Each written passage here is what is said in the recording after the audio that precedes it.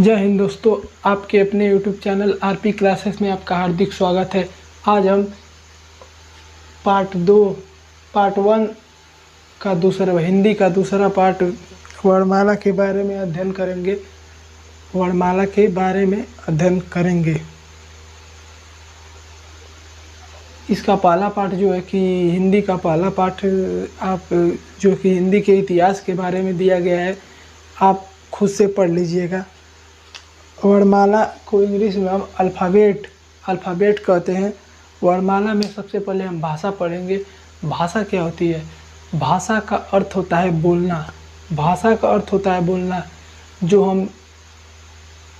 जब कोई बच्चा जन्म लेता है तो भाषा नहीं बोलता है तुरंत, पहले गूंगा होता है, फिर अगल बगल के जो है माहौल को देखता है, उसके बाद धीरे धीरे बड़ा होता है तो वो भाषा सीखता है और बोलता है। भाषा का शाब्दिक अर्थ होता है बोलना। भाषा का अर्थ होता है बोलना। भाषा का अर्थ क्या होता है? बोलना। भाषा का अर्थ होता है बोलना। भाषा कई प्रकार की होती है, जैसे हिंदी भाषा जो हिंदी में बोली जाती है, हिंदी भाषा, तमिल भाषा, उर्दू भाषा, अंग्रेज़ी भाषा, बहुत सारी भाषाएं हैं, लाखों हज़ारों भाषाएं हैं। भाषा की सबसे छोटी इकाई को हम भाषा की सबसे छोटी इकाई को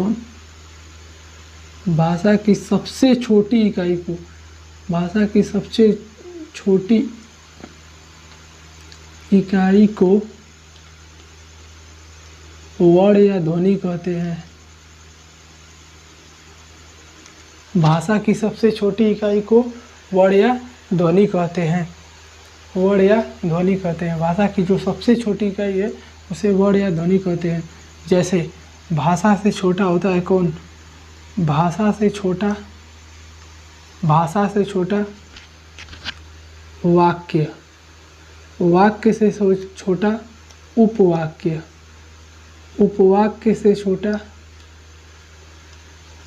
पद। उपवाक्य से छोटा पदबंध। पदबंध से छोटा पद। अब पद से छोटा जो है यहाँ पर, पद से छोटा अक्षर। अक्षर से छोटा वर्ण या ध्वनि। इसी प्रकार देखिए, भाषा की सबसे छोटी इकाई क्या हो गई? वर्ण या ध्वनि हो गई। वर्ण या ध्वनि से बड़ा कौन होता है? अक्षर। अक्षर से बड़ा पद। पद से बड़ा पदबंध। पदबंध से बड़ा उपवाक्य। उपवाक्य से बड़ा वाक्य। वाक्य से बड़ा एक भाषा हो जाता है। जैसे में उदाहरण के तौर पर राम ले लेते हैं। राम शब्द है ना, तो इसका रा म क्या हो जाएगा? ये दो अक्षरों से मिलकर बना है। दो अक्षरों से मिलकर बना है। इसमें कितने अक्षर है? दो अक्षर है। दो अक्षरों से र और म, रा और म से मिलकर बना है राम। रा और म से बना है मिलकर, दो अक्षरों से मिलकर बना है राम। और कितने वर्ण या ध्वनि से मिलकर बना है? तो र प्लस अ प्लस म और प्लस अ। र म अ म अ, चार जो है वर्ण या ध्वनि से मिलकर बना है। चार वो है, राम जो है चार वर्ण या ध्वनि से मिलकर बना है। ठीक है। सबसे छोटी इकाई जो है, सबसे छोटा कौन होता है? वर्ण या ध्वनि जो है सबसे छोटा होता है। ठीक है।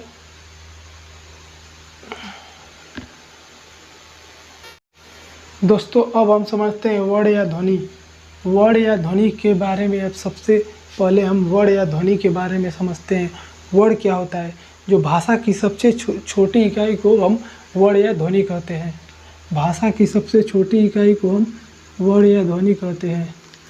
भाषा की सबसे छोटी इकाई को वर्ण या ध्वनि कहते हैं। भाषा की जो है सबसे छोटी इकाई होती है। भाषा की सबसे छोटी इकाई। भाषा की सबसे छोटी इकाई भाषा की सबसे छोटी इकाई को वर्ड या ध्वनि कहते हैं। भाषा की सबसे छोटी इकाई को हम वर्ड या ध्वनि कहते हैं। वर्ड या ध्वनि कितने प्रकार के होते हैं?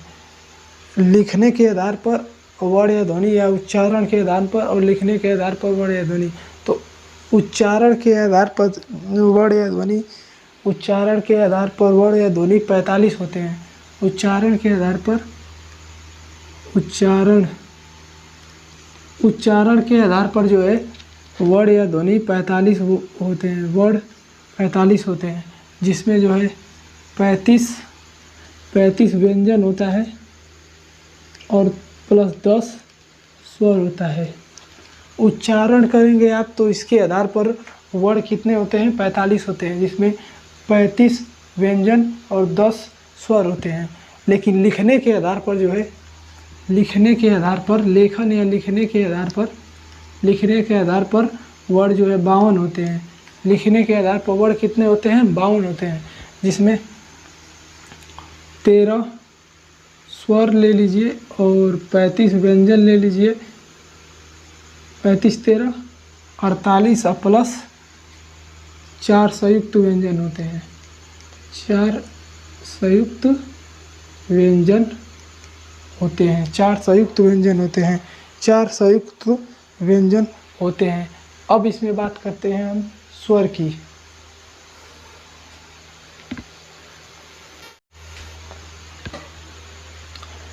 दोस्तों अब हम बात करते हैं स्वर, वोवेल्स, और इसमें 2 प्रकार के वर्णमाला होते हैं, स्वर, वोवेल्स, व्यंजन, कॉन्सोनेंट। स्वर की बात करते हैं। पहला हेडिंग डाल लीजिए स्वर। स्वर को इंग्लिश में क्या करते हैं? वोवेल्स। वोवेल्स इंग्लिश में वोवेल्स कहते हैं। स्वर क्या होते हैं? स्वर बिना किसी और की सहायता से जिसका उच्चारण होता है उसे हम स्वर कहते हैं।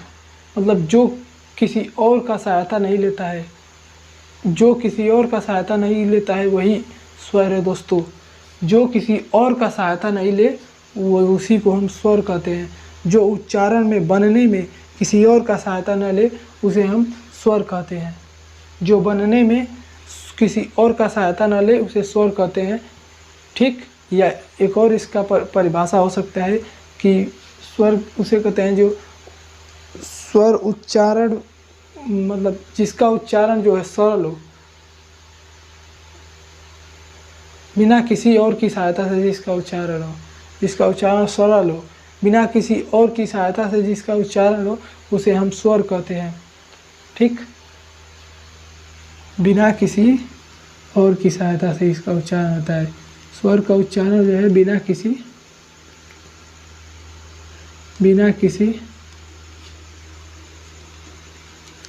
और की सहायता से, बिना किसी और की सहायता से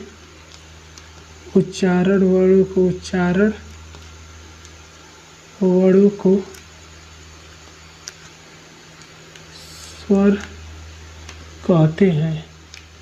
स्वर कहते हैं। स्वर मुख्यतः जो है 13 होते हैं, लेकिन 11 भी लिखे जाते हैं। अगर परीक्षा में आ गया कि 11 है और 13 ऑप्शन आ गया तो आप 11 ही मारेंगे। अगर 11 नहीं दिया है, 13 दिया होगा तो 13 ही मारेंगे। ठीक है, जैसे स्वर 11 प्रकार के होते हैं, मुख्यतः 13 प्रकार के होते हैं, लेकिन लिखने के आधार पर 13 प्रकार के होते हैं, लेकिन 11 मतलब आम बात में कहे जाते हैं। जैसे अ, आ, ई, उ, बड़ा ऊ, री, ए, ऐ, ओ, औ। स्वर जो है 11 होते हैं। हिंदी में स्वर 11 होते हैं। स्वर हिंदी में 11 होते हैं। एक बार और, स्वर क्या होता है? स्वर 11 होते हैं। स्वर क्या होता है? फिर से एक बार, बिना किसी और की सहायता से जिसका उच्चारण हो उसे हम स्वर कहते हैं। जो किसी और की सहायता से न चले, उसे हम स्वर कहते हैं दोस्तों, स्वर कहते हैं। स्वरों के प्रकार। अब लिखेंगे हम स्वरों के प्रकार। स्वरों के प्रकार। स्वरों के प्रकार। Types of A vowels. Types of A vowels. Types of A vowels. स्वरों के प्रकार। Types of A vowels. अब हम दोस्तों बात करते हैं स्वरों की प्रकार। स्वरों के प्रकार में पहला हो जाता है इसमें, अरे यार, इसमें पहला हो जाता है,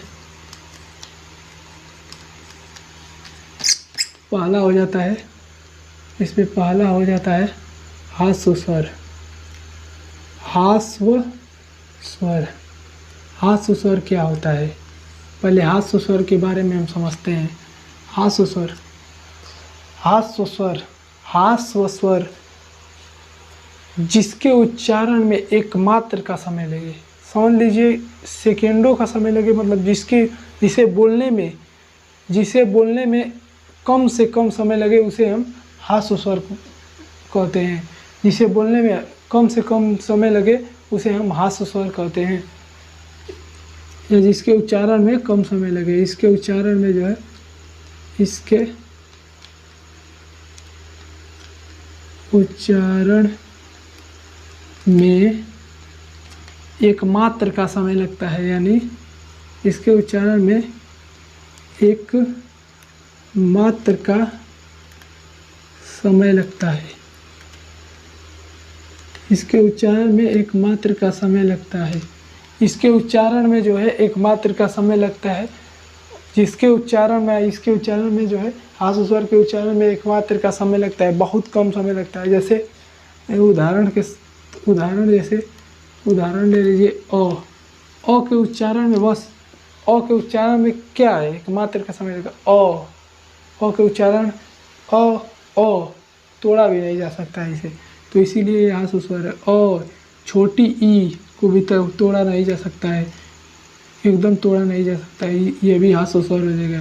छोटा ऊ और ऋषि ये क्या है, ह्रस्व स्वर है। अब दूसरा आ जाता है इसमें, ह्रस्व स्वर के बाद कौन आता है, दीर्घ स्वर। दीर्घ मतलब क्या होता है, बड़ा, मतलब इससे बड़ा रहेगा, दीर्घ स्वर। दीर्घ स्वर के बारे में समझें। दीर्घ स्वर जिसके उच्चारण में जो है दोगुना समय लगे। जिसके उच्चारण में ह्रस्व स्वर से दोगुना समय लगे। जिसके उच्चारण में ह्रस्व स्वर से दोगुना समय लगे उसे हम दीर्घ स्वर कहते हैं। इसके उच्चारण में है दोगुना समय लगता है। इसके उच्चारण में दोगुना समय लगे। किससे दोगुना समय लगे?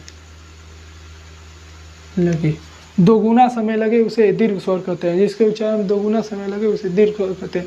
ह्रस्व स्वर के उच्चारण में जो है क्या होता है कि इसके उच्चारण में एक मात्र का समय लगता है, तो ह्रस्व स्वर से दोगुना समय लगता है दीर्घ स्वर के उच्चारण में, तो उसे ही हम दीर्घ स्वर कहते हैं। जैसे उदाहरण के तौर पर हम समझते हैं, उदाहरण में ले लीजिए आप, उदाहरण में कौन सा, अ हो गया, अ तो एक ह्रस्व स्वर है।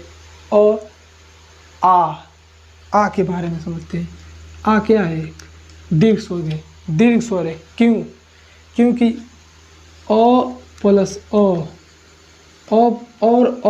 और अ मिलके आ बना है। आप बोल सकते हैं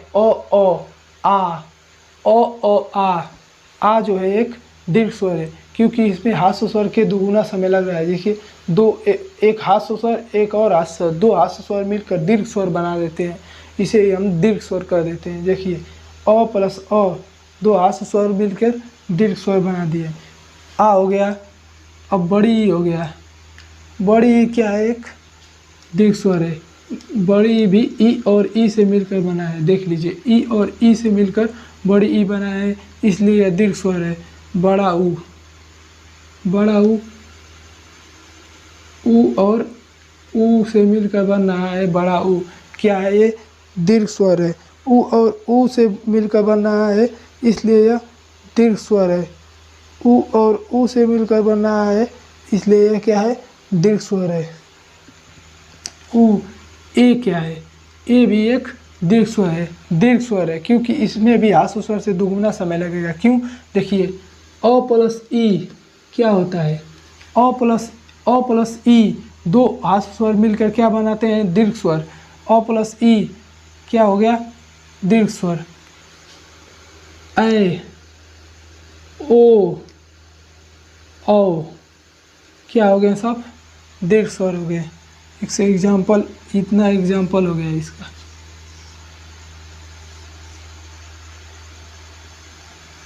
इसका एक इतना आ, बड़ी ई, बड़ा ऊ, ए ओ क्या हो गए, एक दीर्घ स्वर हो देते हैं। अब तीसरा समझते हैं इसमें प्लुत स्वर के बारे में।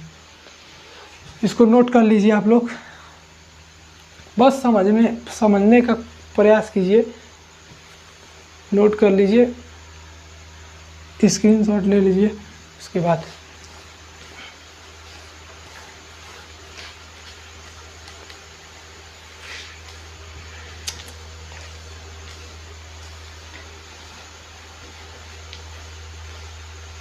आप समझ, तीसरा आ जाता है प्लुत स्वर। तीसरा इसमें आ जाता है प्लुत स्वर।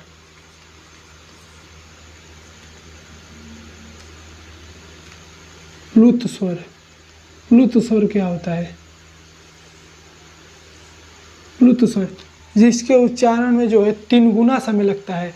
3 गुना का मतलब जो ह्रस्व स्वर से 3 गुना समय लगता है, यानी कह सकते हैं कि दीर्घ स्वर से भी 2 गुना समय, 3 गुना समय लगता है। दीर्घ स्वर ह्रस्व स्वर से भी 2 गुना समय लगता है या 3 गुना समय लगता है, उसे हम प्लुत स्वर कहते हैं। इसके उच्चारण में जो है 3 गुना समय लगता है। क्या लगता है, 3 गुना समय लगता है। इसके उच्चारण में जो है 3 गुना समय लगता है। 3 गुना समय लगता है, 3 गुना समय लगता है, उसे हम प्लुत स्वर कहते हैं।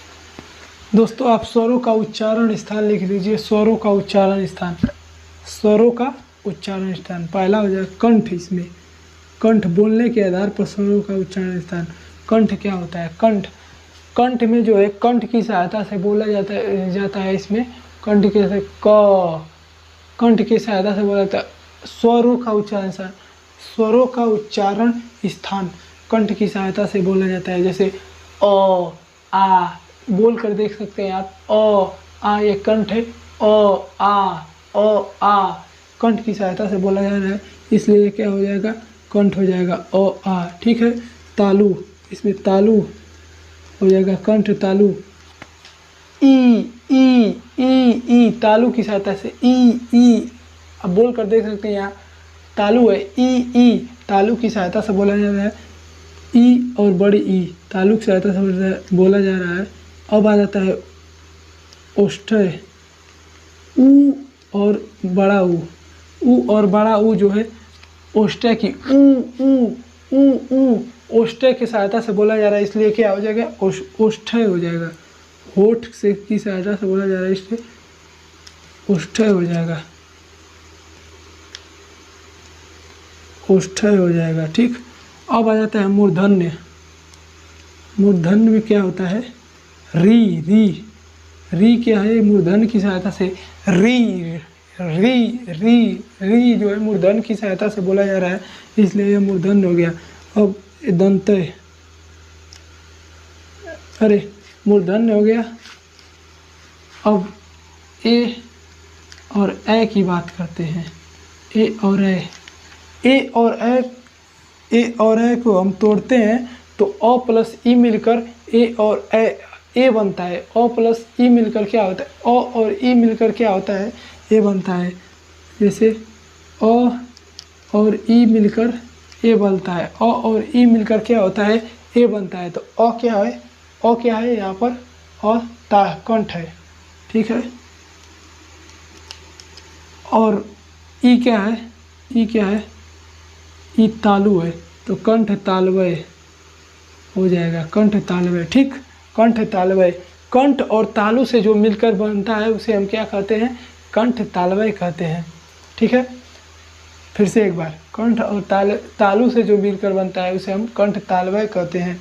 अब आता है ओ और औ, एक और स्वर ओ और औ, क्या हो जाएगा? ओ किससे बनना है? अ प्लस अ और उ से मिलकर ओ बनना है। अ उ ओ, अ उ, अ उ साथ बोल कर देखिए, अ उ ओ क्या है?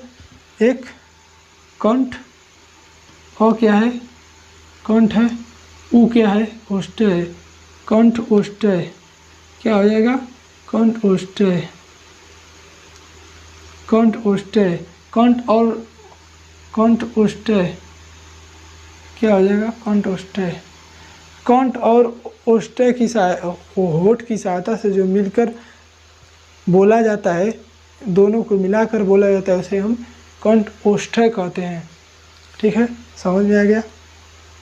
अब हम बात करेंगे व्यंजन की। अब हम बात करते हैं व्यंजन यानी कॉन्सोनेंट की। कॉन्सोनेंट या व्यंजन क्या होता है? व्यंजन के जो स्वर की सहायता से जिसे बोला जाता है उसे हम व्यंजन कहते हैं। मान लीजिए जो स्वर की सहायता से बोला जाता है, स्वर के बिना ये नहीं बोला जा सकता है। जैसे क क्या स्वर के बिना बोला जाता है? क जैसे में क समझ सकते हैं, क के एक क्या है? व्यंजन है। तो व्यंजन क क क क और अ मिलकर बन रहा है क। तो क्या है? यह व्यंजन स्वर की सहायता से हो रहा है, इसीलिए इसे व्यंजन कहते हैं। जो स्वर की सहायता से मिलकर बना होता है उसे हम व्यंजन कहते हैं। स्वर की सहायता से मिलकर बना होता है दोस्तों। स्वर की सहायता से मिलकर बना होता है, उसे ही हम व्यंजन कहते हैं। जो स्वर की सहायता से मिलकर बना होता है उसे हम व्यंजन कहते हैं। जैसे उदाहरण में समझ सकते हैं, उदाहरण में जो है क ख ग घ आदि ये क्या है? सब व्यंजन है। ठीक है, तो क क्या है? क और अ, क और अ मिलकर क बनते हैं। क के पीछे अ छुपा होता है, तो जो स्वर की सहायता से मिलकर बना होता है उसे हम व्यंजन कहते हैं। या स्वर की सहायता से मिलकर बना होता है, बना है ना दोस्तों, तो इसे हम क्या कहते हैं? क्या कहेंगे? व्यंजन। ख में भी अ छुपा होता है, इसे भी व्यंजन कहेंगे। ख ग घ। व्यंजन कितने प्रकार के होते हैं? तो व्यंजन जो है मुख्यतः 33 प्रकार के व्यंजन होते हैं दोस्तों। 33 प्रकार के सिद्ध किए गए हैं व्यंजन होते हैं। 33 प्रकार के व्यंजन होते हैं। 33 प्रकार के व्यंजन होते हैं। परंपरागत रूप से व्यंजनों की संख्या 33 मानी जाती है। परंपरागत रूप से व्यंजनों की संख्या 33 मानी जाती है। और अंग अड़ा जोड़ को जो जोड़ देने पर इसकी संख्या जो है 35 हो जाती है। ठीक है, परंपरागत रूप से व्यंजन कितने होते हैं? 33 होते हैं। व्यंजन के प्रकार, स्पर्श व्यंजन हो जाता है, संयुक्त व्यंजन हो जाता है, स्पर्श व्यंजन, संघर्षी व्यंजन, यही सब तो व्यंजन है। पहला इसमें स्पर्श व्यंजन। व्यंजनों के प्रकार, टाइप्स ऑफ व्यंजनों के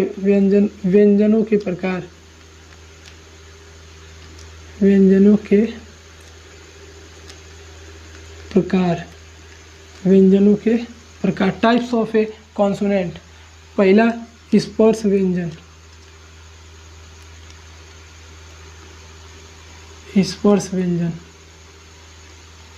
स्पर्श व्यंजन क्या होता है? जिसका उच्चारण करने में कंठ, तालु, मूर्धन्य, ओष्ठ्य, दंतय का प्रयोग होता है, उसे हम स्पर्श व्यंजन कहते हैं। इसके प्रयोग में कंठ, तालु, मूर्धन्य, ओष्ठ्य,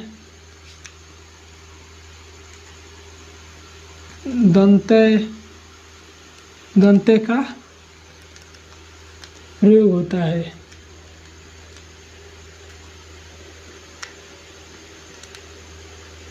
इसके इस स्पर्श व्यंजन को बोलने में जो है कंठ, तालु, मूर्धन्य, ओष्ठ्य, दंत्य का प्रयोग होता है। इसे हम स्पर्श व्यंजन कहते हैं। जैसे कंठ हो जाता है, जैसे इसमें कंठ लिख लेते हैं हम। कंठ, कंठ क्या, कंठ क, कंठ को बोल कर देखिए, क ख ग व्यंजनों का उच्चारण स्थान है यह। क ख ग घ अंग, क ख ग घ अंग बोल कर आप देख सकते हैं कि ये कंठ से बोले जाते हैं, इसीलिए इसे हम कंठ कहते हैं, कंठ व्यंजन कहते हैं। हम समझ सकते हैं हम कंठ व्यंजन कहते हैं। जैसे क ख ग घ अंग। अब आ जाता है तालु। तालु में च छ ज झ इया क्या है, च छ ज, यहाँ पर जो तालु है अंदर उससे बोले जाते हैं, इसे हम तालु कहते हैं। जैसे तालु क्या होता है, तालु में हो गया च छ ज झ इया, च छ ज झ इया क्या हो जाएगा, तालु हो जाएगा। अब बात करते हैं मूर्धन्य की। मूर्धन्य, मूर्धन्य के बाद आता है दंते, अदंते के बाद आ जाएगा ओष्ठ्य। जो होठ के द्वारा बोले जाते हैं उसे ओष्ठ्य कहते हैं। मूर्धन्य का मतलब जो है, जो मूर्धन्य के अंदर मूर्धन्य होता है, मूर्धन्य होता है उसके द्वारा बोले जाते हैं। जैसे टो, टो, ठो, डो, ढ, आड़ा क्या है, सब मूर्धन्य, क्योंकि ये मूर्धन्य के द्वारा बोले जाते हैं, ये मूर्धन्य। जैसे टो, ठो, डो, ढ, आड़ा क्या है, मूर्धन्य। ठीक है, इसमें दंते हो जाएगा तो थो दो धो धो न, न क्या हो जाएगा, दंते हो जाएगा। जो क्योंकि इसमें दांत भी लगता है, बोलने से इसे दांत लगेगा। जैसे जो बोल के देखिए आप, तो थो दो धो धो न, इसमें दांत भी लगता है, इसीलिए दंते हो जाता है। तो थो दो धो न। अब आ जाता है ओष्ठ्य। ओष्ठ्य मतलब होठ की सहायता से जो बोले जाते हैं। जैसे प फ ब भ म, प फ ब भ म क्या है, ओष्ठ्य। प फ ब भ म, ये क्या हो जाएंगे, ओष्ठ्य हो जाएंगे, ओष्ठ्य हो जाएंगे। ठीक है। क, अब इसमें हम समझते हैं अल्प प्राण और महाप्राण किसे, इसमें अल्प प्राण और महाप्राण किसे कहते हैं। अल्प प्राण और महाप्राण किसे कहते हैं। अल्प प्राण का मतलब होता है कि अल्प प्राण और महाप्राण समझते हैं। ठीक है, इसी में यही बता दे रहे हैं हम अल्प प्राण और महाप्राण किसे कहते हैं।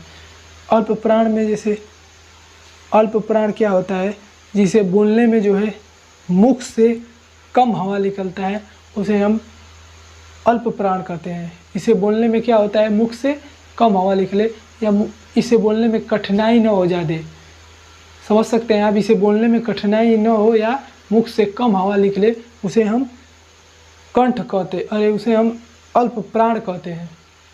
ठीक है, अल्प प्राण में क्या होता है कि उसे बोलने में मुख से कम हवा निकलता है, मतलब मुख से कम हवा निकलता है या कठिनाई कम होती है, उसे हम अल्प प्राण कहते हैं। जैसे बोल कर देखिए, आप खुद बोल कर देखिए, क बोल दिए क, क्या खो खो खो, खो को बोलने में अधिक हवा निकलेगा मुख से, बोल कर देख सकते हैं आप। ख, इसलिए वो अल्प प्राण नहीं है। क क्या है, अल्प प्राण है। क क्या है, अल्प प्राण है। क एक अल्प प्राण है, क अल्प प्राण है, अल्प प्राण है। ठीक, क एक अल्प, क अल्प प्राण है, च अल्प प्राण है, ट अल्प प्राण है, त अल्प प्राण है, प अल्प प्राण। इस वर्ग के सभी जो है अब अल्प प्राण हो जाते हैं। देख लीजिए, क च त प क्या हो जाएंगे, अल्प प्राण। अब बात करते हैं महाप्राण की। महाप्राण किसे कहते हैं? सबसे पहले आपको ये समझना चाहिए कि महाप्राण किसे कहते हैं। महाप्राण क्या होता है? महाप्राण जिसे बोलने में मुख से अधिक हवा निकले या जिसे बोलने में कठिनाई हो, थोड़ा अधिक अल्प प्राण से अधिक कठिनाई हो, उसे ही हम महाप्राण कहते हैं। जैसे कि इसे बोलने में क्या होता है कि मुख से अधिक हवा निकले, ठीक है, उसे महाप्राण कहते हैं। जैसे ख, ख, छ, ख, जो, ख, जो, ख, जो, झ। बोलने में मुख से अधिक हवा निकल रहा है ना, इसकी अपेक्षा तो क की अपेक्षा मुख से अधिक हवा निकल रहा है ना, अल्प प्राण की अपेक्षा अधिक हवा निकल रहा है ना, इसलिए इसे हम महाप्राण कहते हैं दोस्तों। महाप्राण, ये क्या हो जाएगा? महाप्राण। महाप्राण इस वर्ग के जो है, इस वर्ग के क, ज, क, छ, क, छ, क, छ, क, छ, ख, छ, ठ, ठ, फ, इसे बोलने में कठिनाई भी हो रही है, मुख से अधिक हवा भी निकल रहा है, इसलिए क्या है? एक महाप्राण है। इस वर्ग का जो है सभी अक्षर क्या है? एक महाप्राण है। इस वर्ग का सभी अक्षर महाप्राण है। ख, छ, ख, छ, ठ, थ, फ एक महाप्राण है। अब ग, ज, ड, द, ब, इसे बोलने में भी कम समय लग रहा है, मुख से कम हवा निकल रहा है, इसलिए क्या है? अब ये भी एक अल्प प्राण है। बोलकर आप देख सकते हैं, अब तो आप समझ गए होंगे, बोलकर आप देख सकते हैं ये अल्प प्राण है। ये क्या है? अल्प प्राण है। ये अल्प प्राण है एक, ये अल्प प्राण है। अल्प प्राण है, अल्प प्राण, ग, ज, ड, ठ, प एक अल्प प्राण है। अब ये क्या हो जाएगा? ये महाप्राण हो जाता है। इसमें महाप्राण, ये घ, ज, घ, झ, ढ, ध, भ बोलने में क्या होता है? अधिक समय लगता है, यानी मुख से अधिक हवा निकलता है, इसलिए क्या है? ये महाप्राण है। अंग, या, आड़ा, न, म क्या है? एक अल्प प्राण है, ठीक है। अब समझते हैं हम पार्ट दूसरा टाइप व्यंजन का, दूसरा प्रकार व्यंजन का दूसरा। अब दोस्तों हम समझते हैं व्यंजन के दूसरा प्रकार अंतःस्थ व्यंजन। अंतःस्थ व्यंजन जो है स्वरों व व्यंजनों के बीच स्थित होता है।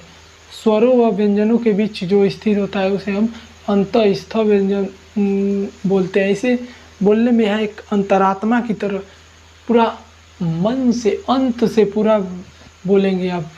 जैसे य, र, ल, व, य, र, ल, व क्या है? इसे बोलने में जो है व्यंजन और स्वर दोनों का इस्तेमाल होता है, उसे हम अंतःस्थ व्यंजन कहते हैं।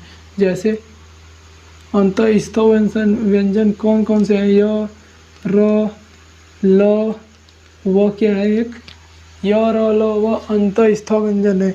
य, र, ल, व अंतःस्थ व्यंजन है। तीसरा हो जाता है व्यंजन संघर्षी व्यंजन। तीसरा हो जाता है इसमें संघर्षी व्यंजन। तीसरा हो जाता है संघर्षी या ऊष्म व्यंजन। संघर्षी, संघर्षी या ऊष्म व्यंजन। संघर्षी या ऊष्म व्यंजन। संघर्षी या ऊष्म व्यंजन। संघर्षी या ऊष्म व्यंजन। अब इसके बारे में हम समझते हैं संघर्षी या ऊष्म व्यंजन। इसको बोलने में जो है अत्यधिक कठिनाई होती है, मतलब संघर्ष का सामना करना पड़ता है, उसे हम संघर्षी या स्पर्श व्यंजन कहते हैं दोस्तों। संघर्षी या ऊष्म व्यंजन कहते हैं, सॉरी संघर्षी या ऊष्म व्यंजन कहते हैं। संघर्षी या ऊष्म व्यंजन को जो है बोलने में कठिनाई होती है। जैसे बड़का सौ को आप बोलेंगे तो बहुत कठिनाई होगी। जैसे में संघर्षी व्यंजन को बोलने में अधिक कठिनाई होती है। जैसे बड़का स, छोटका स, बड़का सा बुधनी स, छोटका छ, ह, ये क्या है?